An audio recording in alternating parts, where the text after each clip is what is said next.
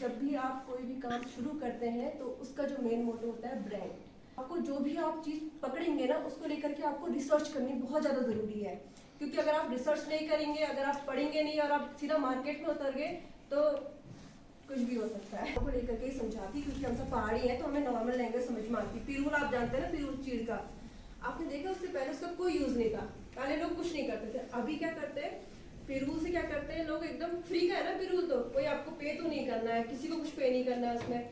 उसकी वो टोकरी बना रही है, कितनी महिलाएं उसकी टोकरी बनाती हैं, उससे अलग अलग तरीके के डिजाइनिंग सेट बनते हैं।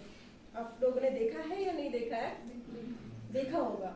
तो एक तरीके से हम ये भी कह सकते हैं कि चीप चीजों को यूज करके हम मतलब कैसे उनको ज्यादा एक्सपेंसिव बना सकते हैं, यूजफुल बना सकते हैं, कि हमारा जो कॉस्ट है वो एकदम जीरो रहे, लेकिन हम उसमें अच्छा काम कर सकते हैं। आप पिरूल ले आइए, आप उसकी डिजाइनिंग करिए, आप उसमें पेंट कर दीजिए। पेंट कितने का आएगा? 80-90 रुपए का पेंट आएगा आपका।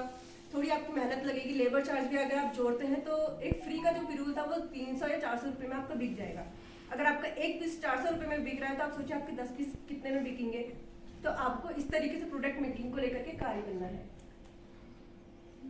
अगर हमें जैसे कि कंज्यूमर बिहेवियर पे डील करना है तो कंज्यूमर के मतलब उसके बिहेवियर को हम कैसे समझेंगे? देखिए, अगर आपको कंज्यूमर बिहेवियर पढ़ना है ना, तो मैंने आपको ध्यान होगा, मैंने आपसे बोला था कि आपको रिसर्च करना पड़ेगा।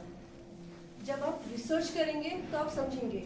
अगर आप कोई प्रोडक्ट लेकर के वहां पे जा रही हैं, ठीक है, आपको उसको कन्विंस करना है कि कैसे वो उसके लिए बेनिफिशियल है।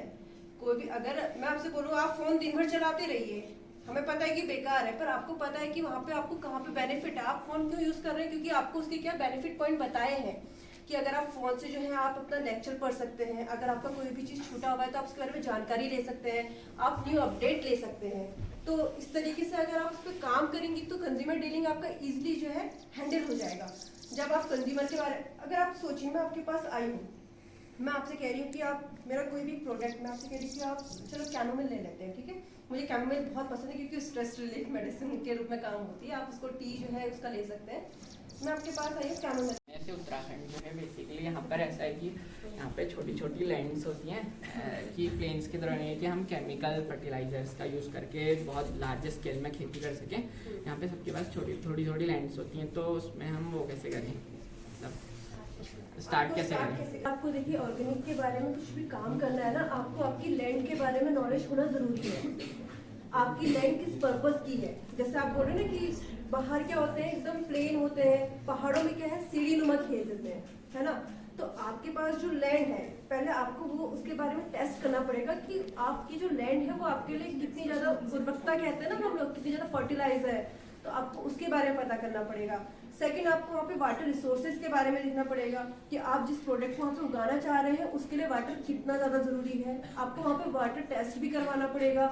तो जब आप कोई भी चीज शुरू कर रहे हैं आपको उसके बारे में नॉलेज गेन करना पड़ेगा। आपकी जमीन कैसी है, आपकी जमीन में क्या चीजें उग सकती हैं, आपकी जमीन में पानी की कितनी ज्यादा जरूरत है, आपकी जमीन में खाद कितनी पड़ेगी, आप जो भी फसल उगा रहे हैं, आप जो फसल उगा रहे हैं वो लोगों के लिए कितनी बेनिफिशियल है, अगर आप उसको जितना उगा रहे हैं वो लोगों तक पहुंचेगी तो आपको प्रॉफिट होगा कि नहीं होगा।